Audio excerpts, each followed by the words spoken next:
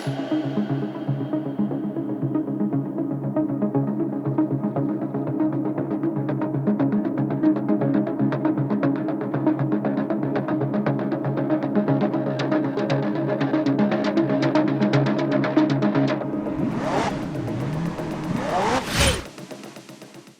everybody. It's Steve Hello, here. we're back. Hi, good to see everybody. Oh, I'm Kenny, by the way. Kenny. Nice to meet you. Notice my wiring harness is bigger than his. It's not a competition. Yes, We're okay. Always competition. All right. Look, so we, as you may know, we put the P1 wiring harness on. We're going to take you through that in some detail. And then we're just trying to figure out the mysteries of the, in this case, the engine wiring harness coming off of the engine. And what do you got over there? Transmission as well. So it's somewhere. Hold on. Yeah, here we go. Yeah, transmission. So that's it. So we've got those coming off, and we were a little worried, little worried at the beginning because this is like the interface, which should theoretically be the same, is, as we talked about. If you haven't seen our last video on the whole drivetrain, powertrain here, note that we've got what we believe to be an XP engine and a VP validation prototype, experimental prototype engine, validation prototype transmission, and we don't know about the motor, but whatever, the electric motor. But so the wiring harness coming off of the engine in this case, we're just a little freaked out about the interfaces for these. You can take a nice little close-up look there. And then you've got, obviously, the interface for the coming off the wiring harness.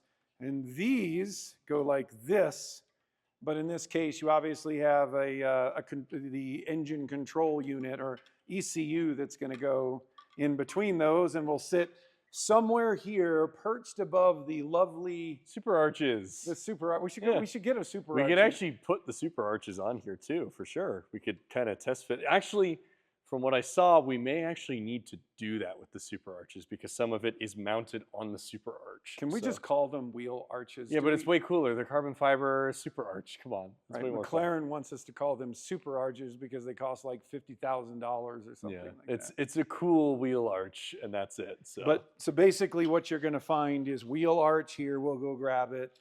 ECU. I find that to be the weirdest spot.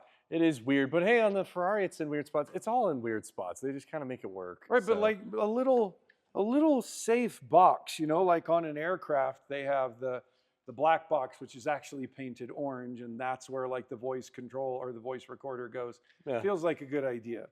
I heard someone one time say, "Why don't they just make the airplane out of the same stuff they make the black box in?" Yeah, feels safer. Yeah, it's smarter. But anyway, so ECU kind of goes right here above the wheel arch, and then that's going to clamp together. But we're just checking the different interfaces, mostly due to compatibility concerns, given the age of this. And then this is a production P1 wiring harness. So I'm guessing. And this is not. Yeah.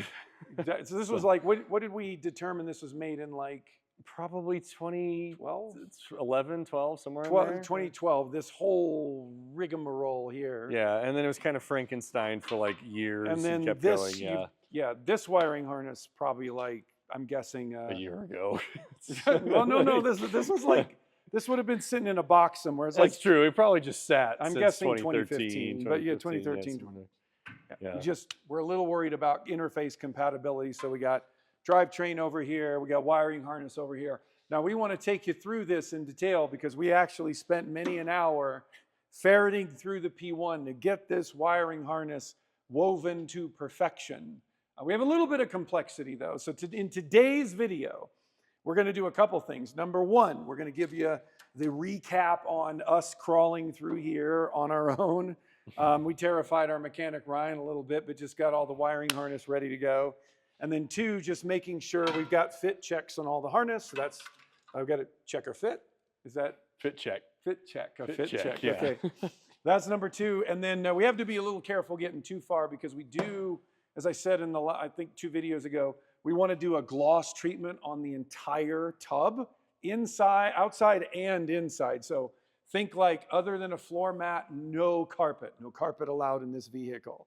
So we'll do that. So we'll take you through the wiring harness, give you a general lay of the land. And the other thing that we're going to do, which is pretty exciting, is we'll have to do on the right rear, but we're going to do a rear control arm and suspension fit, because once you get the wiring harness kind of squared away as we have, the next big step is get the suspension and control arms mounted, more or less make it a roller.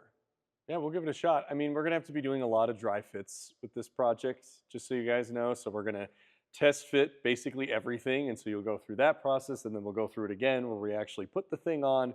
But it's going to be a lot of experimentation, a lot of learning here. We're kind of in the measure 6 times, cut once category here. So that's right. Lots of measuring, lots of aiming before we pull the trigger here. Oh, so. We did get one other question though in the comments. Someone asked, because we had powder coated a different P1 rear subframe in black, but this is on.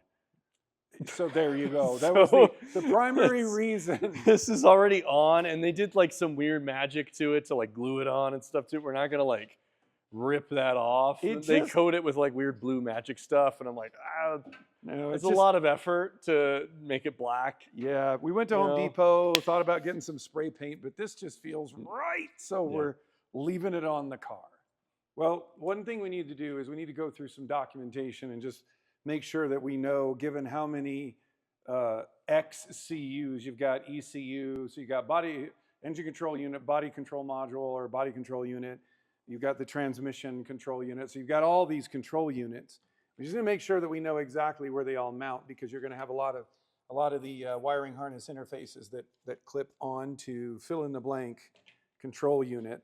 But we're gonna do a front to back on what Kenny and I did to get the wiring harness all buttoned up. So up here, it's pretty straightforward. The interesting thing is it's a bit Lego-ish, right? Sort of, yeah, we can say that. Yeah, reeks of confidence. So up here, you've obviously got, amongst many things, you've got headlight control interfaces, so just general lighting and headlamp.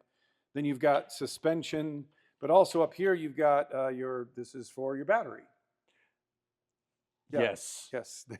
I was just looking at it like, I'm on it. Yeah, same page. Battery, and then we've got another control unit or control module that's going to go up here based on those interfaces. So we got to figure that out.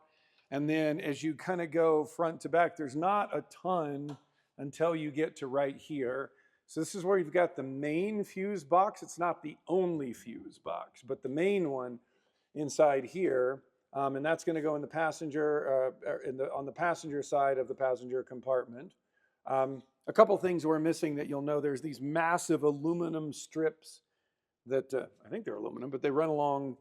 They kind of, on every single McLaren, you'll have running along the bottom of the tub, glued to the floor panel, 2 ground wires. So they're huge, unmistakable. We have like 6 of them that we've stripped off of McLaren, so we have those. And then down here, right through the middle, they call this the tunnel.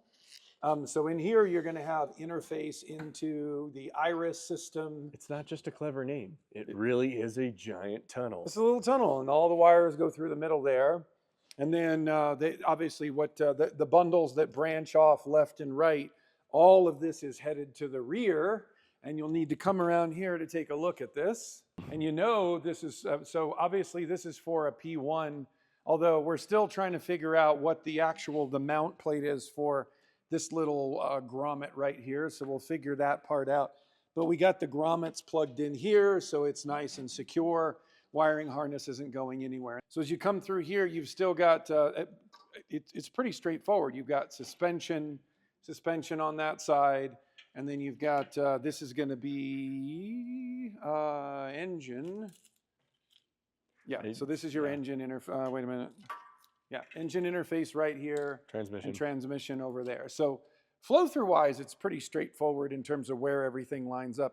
What we're missing right now, well, a few things, but like 10,000 clips is what we're missing. Yeah, right well, plastic clips, bolts, but that's where that beauty comes from. Harry Potter. Yeah. Yep. We're calling it Harry Potter? Yeah, because he has to die so the other can live. Oh, okay. Yeah, now I get the analogy. Yeah, this is Voldemort. Oh, okay. I like the naming. In our story, Voldemort lives. Yeah, he's having a great time. Yeah, so that's, the wiring harness. It's funny. It was terrifying, kind of all, spread out on the floor. Once it's in, it's not bad. No, it's not that bad. It just takes several hours and a lot of care, because any one of these little couplings or interfaces and you're just kind of screwed. And I don't want to be mucking around with electrical interfaces too much on a P1, given It's a near What's so wrong with that? 400 Come volt on. architecture. No big deal. So that's the wiring harness. Now, what we're going to do is we are going to move wheel arches out of the way, and then we're going to test fit the right rear suspension. You up for it? Let's do it. Okay. Yeah. All right. So we've got the snap-on chair. And so what we've got is basically your rear suspension and control arm assembly. And where it mates up here is suspension's going to mount right here. There's a little recessed area. And then you've got upper control arm and lower control arm here and here. And then your little axle just slides right under that convenient, lovely little spot right there, but we don't want to scratch it.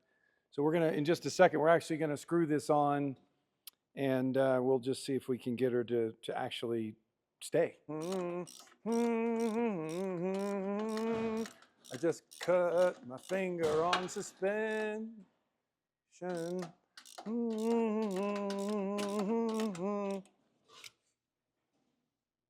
working.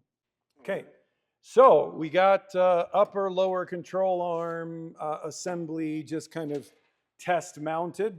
Good news, number one, it fits.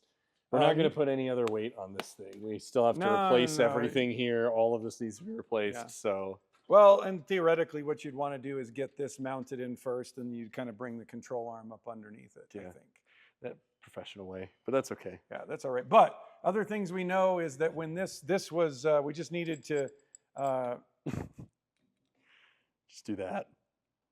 That was it. That was all we needed to do. So they had it right, and we were like, oh my gosh, why did they do this? We our bad. You guys did it right. So we it's just, there you go. Much better.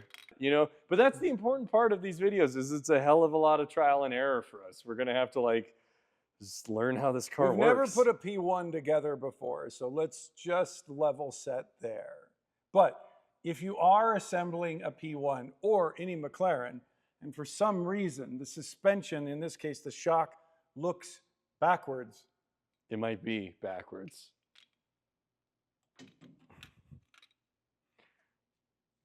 Okay, so one more time, kind of an overview. So we've got just the rear top bottom control arm and the suspension. The suspension's not mounted.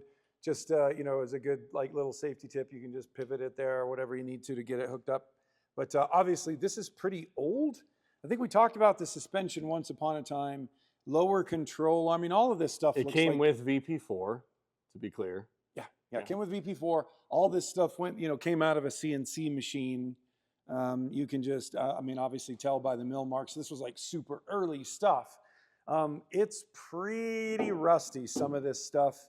So we're going to have to get, we're probably just replacements. We're going to have to replace a lot of it. Yeah, we'll have to get that fully replaced. So that's fine. Look, I think, there's a lot of it that's worth keeping. Obviously, the e-brake is worth keeping.